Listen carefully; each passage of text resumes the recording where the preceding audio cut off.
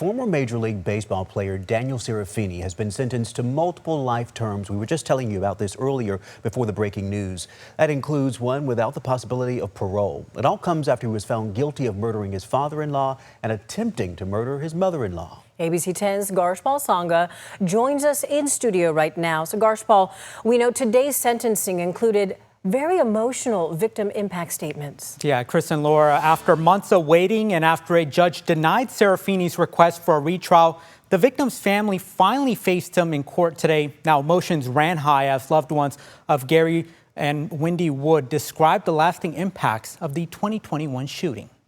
We are in recess. After nearly a 5-year wait, the family of Gary Spoor and Wendy Wood got justice it was seeking.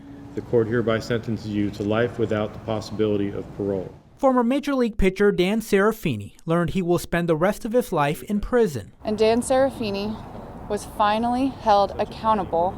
Friends and family described the devastation left behind after Spoor was killed and Wood was critically injured in their Lake Tahoe home. Prosecutors say the motive was money and anger.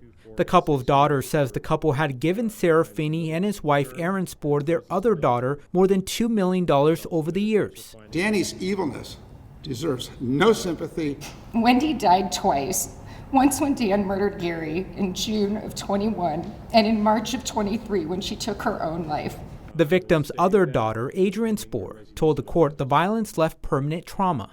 What Dan Serafini did will never leave me. My dad, shot in the back of the head, splayed out on the couch in his home, and my mom lying on her back, clinging to life, bleeding out while a sheriff's deputy tried to resuscitate her. Serafini became emotional during sentencing, at one point comparing himself to Jesus Christ and insisting he's innocent. We all know the story, the Son of God, a perfect person, condemned by his peers and crucified.